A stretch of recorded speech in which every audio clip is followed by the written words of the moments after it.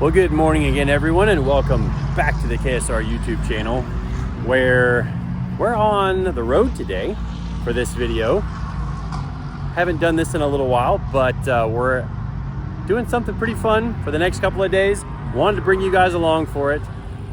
I guess I could stop, teasing. We are outside of turn 1 and 2 at the Daytona International Speedway.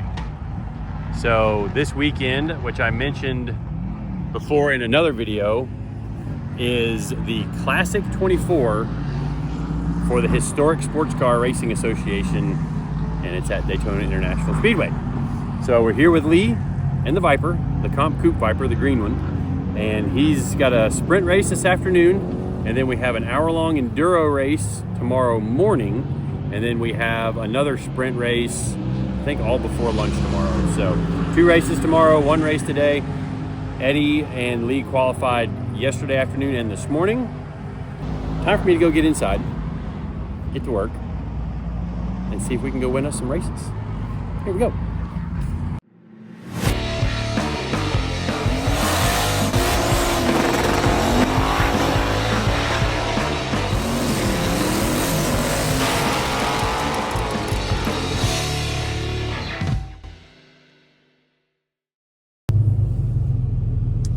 All right, for those of you that have never been to Daytona, this is how you get into the infield. Well, one of 2 ways. This is the road that all the rigs come through, but we are actually going under the racetrack right here between the front straightaway and turn 1. And having raced here a few times, won here a few times, as well as crewed for Lee and won here a few times, there's something about coming through this tunnel. Like the history that has happened at this racetrack. I love coming here. There we go. There's the racetrack. Looks like the prototypes are out on track. So obviously we're on the road course, like the 24 Hours of Daytona. Actually might know the owner of that orange car. But there is just something about this track and all of the things that have happened here through the years. So much history. There's a car right there. You can't just not be in awe of this place when you look at the stands. I mean, just the sheer height of those stands it's literally just awe-inspiring. And I've been coming here since before they added the top layer on the grandstands, which are actually, the very top rows are the same height as the spotter stands, which the spotter stand is on top of, right up there on top of where it says World Center of Racing. Now, the cool thing about that, that's where we're headed later today. So pretty excited about that. It's an awesome view from up there. And yeah, I'm excited. So let me go find where the boys are pitted, and then we'll say hey to them. Well, there's our 10. Where's the car? We at Daytona! We are at Daytona. Hey, what is this? Where's the car? What is this? Who's Flat Out Racing? That's the endurance team. What endurance team? My endurance team. You don't have an endurance team. I do. No, you don't. That's our endurance. Oh, the ones you ran 10 years ago. Oh. It hasn't been. I ran 2020 or 2021. Sure. I did. Okay. I'll have to look at that. So the last endurance race I did was here. Did you win? No. That's the race I ran into the back of Mike Skinner and crashed. Oh yeah, and I crashed in the infield in the rain. You do a lot of crashing. No. Where'd you hide the car? It's in a garage. Oh. Only the poors use tents, you know? Wow. Like that McLaren across from us. They're poor. What about all that whole team of like Porsches down there? And Also poors, you know? They Wow. can't afford a garage. That sucks. I mean, they got a better racing rig than I got, so I'm not going to call them poor. Yeah. All right, well, our race is in a couple hours. I think Eddie's already about got the car ready to go, so we're going to go watch a little racing. Got Lee polishing his own car. You know the crew's supposed to do that, right? Therapeutic. So this is a hot rod for this weekend, and Lee qualified second for his class for the sprint race this afternoon. And then I don't know how the classing works for the enduro tomorrow. Maybe it's all the same. We'll find out more about that later. Eddie's actually doing work. I work. Yeah, well, CJ's not here to do all this for me, so Yeah. I actually have to do it. Gotcha. See, the roles reversed. Normally, I do Kevin's job, where I pretend to look at stuff on a computer, and then CJ does the real work. But now I have to do the real work. Hey, the computer, the data is very important. Yeah, but it takes 3 minutes to look at it. No, I mean, I usually study it more than that. You can play solitaire for the rest of the time. Oh, solitaire. I do like solitaire. I'm not gonna lie. I do like it. All right, y'all. Well, as promised, we're up at the very top of Daytona International Speedway. I'm not a guy that likes being up on high things a whole lot, but here I am because I got work to do. So there's the view from up here on the top of Daytona International Speedway. Way down there is Eddie. Wonder if I can get him to wave. Hey, Eddie, turn around and wave. I got your butt on camera. Turn around and wave.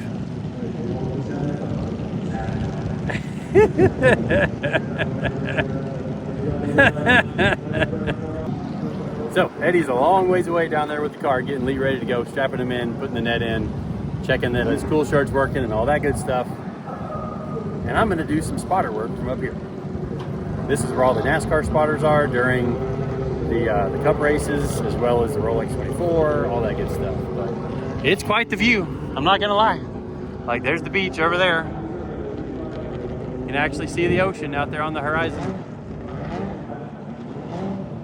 We are way up at the top of Daytona International Speedway.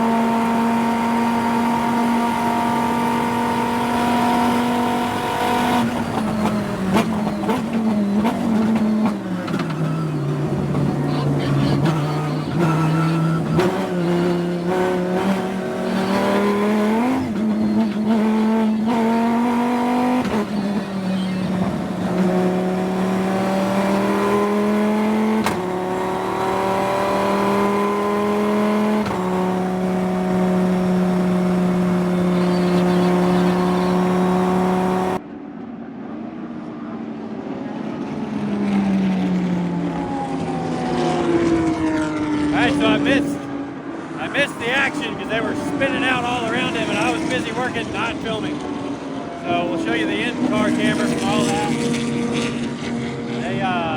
They got something to deal with. We got 2 off here, and then there was a couple of spins over at the bus stop. But that was an exciting first lap. But I think we gained like 6 positions, so good deal. Lee had 1 spin right in front of him, and then another spin exiting the bus stop right in front of him. That's exciting stuff.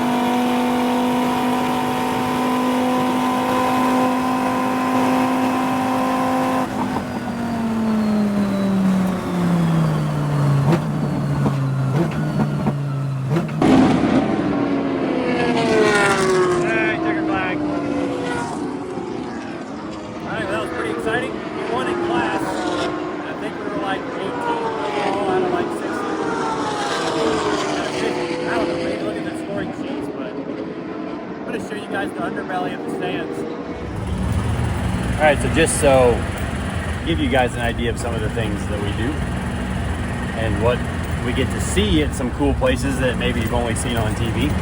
We are on the road that is under the grandstands. So the racetrack's to our left. You can see some of the different signs and cones and all this storage area they got down here. Some of their different vehicles and whatnot. But this is some of the under track of Daytona International Raceway. So they actually have a Christmas tree light show that you can do where you come through here. You see they're getting ready for it. They're going to be setting that all up, and we've seen it before, you know, a few years in the past, but they're getting it ready. It's kind of neat to see a side of things maybe you haven't seen before. You can kind of see the stairways up under the grandstands out to the track, or at least out to the stands that are facing the track. And then there's the main road over there out in front of the track. Keep filming all the way till we get outside the tunnel.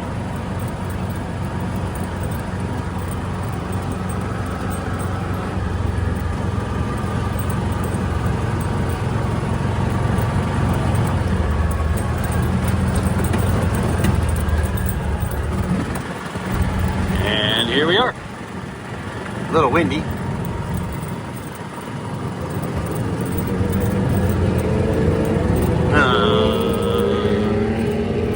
Sometimes they leave a gate open over there and you can go stand right by the wall. But I might get in trouble for doing that. You know, maybe. But anyway, you can kind of see where we are now. So I was up there on top of that, you know, the World Center of Racing sign. And now this is the road course turn 6, where they come out from the infield back out onto the racetrack.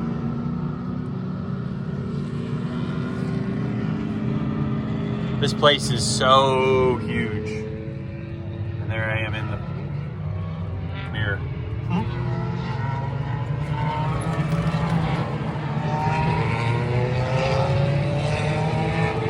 It's hard to get the scale of the place, like and how banked the corners are and everything, from just standing here beside them.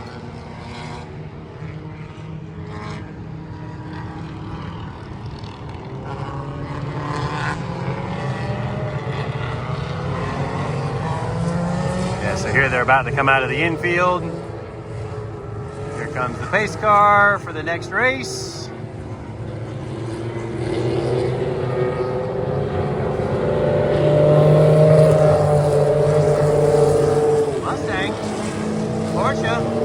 Don't know what that is. Old Porsche, old Porsche, old Porsche. Other Porsche. Look at that one. Oh, old Corvette.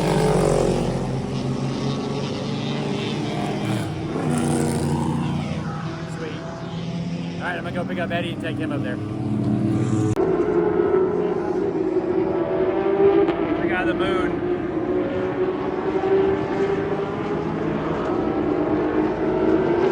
So my last clip, I said I was going to bring you up here, and it was daylight then. Oh yeah, it's nighttime now. Yeah. So much cooler. Yeah. I mean, I haven't been here during the day, but this has got to be cool. Yeah. Cars racing. Yeah. We're way up here too. Yeah. Can you like climb down? Like. The moon coming up is pretty awesome though. Oh, you can see one of the bridges over there too.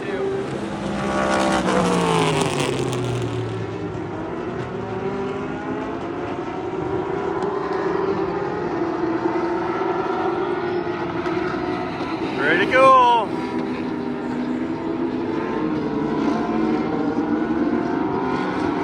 See the whole track really from up here.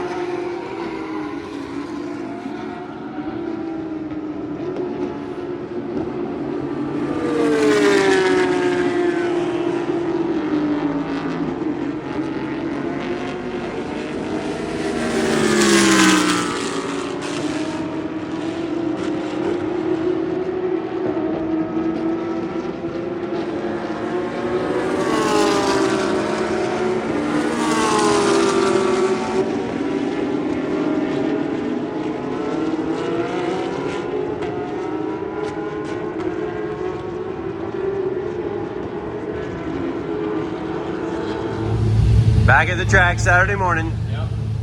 Working hard. We've already got the car ready to go. We got to set tire pressure still. You want to do the thing? You want to do the thing?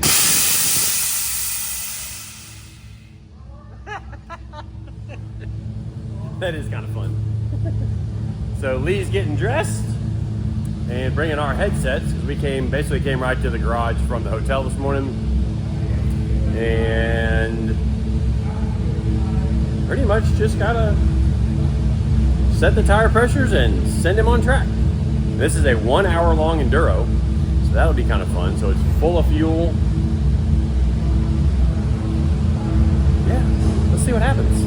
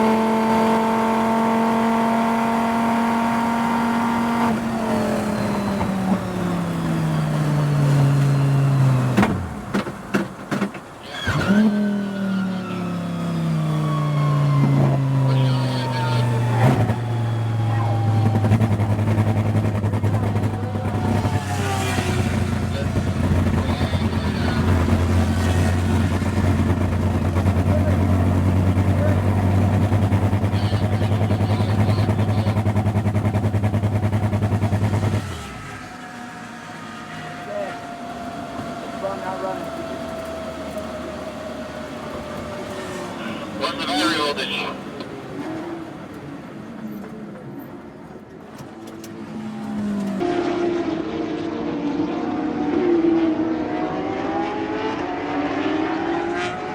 Well, we pitted for our mandatory pit stop. We have to do a mandatory 5-minute stop during this 1-hour enduro. And right before he got to the pits, it belched a bunch of black smoke out of it and then shut off. We don't know what the heck's up. So it won't refire. We gotta wait, see what, wait till after this enduro's over before we can move the car back to the pits and see what we gotta do to get it fixed for our other sprint race that's coming up in like 2 or 3 hours. Not a good start to the day, but won our class yesterday. We'll see if we can get her back together and win our class again today. Well, it's the ride of shame with a broke race car. But you know what? A bad day at the track's better than a good day at work. But wait, I'm working right now. Didn't consider that. Anyways, I'm still having a great day. And we looked at some data and we think we already know what it is, and it's very sad what it is. I'll tell you in just a second.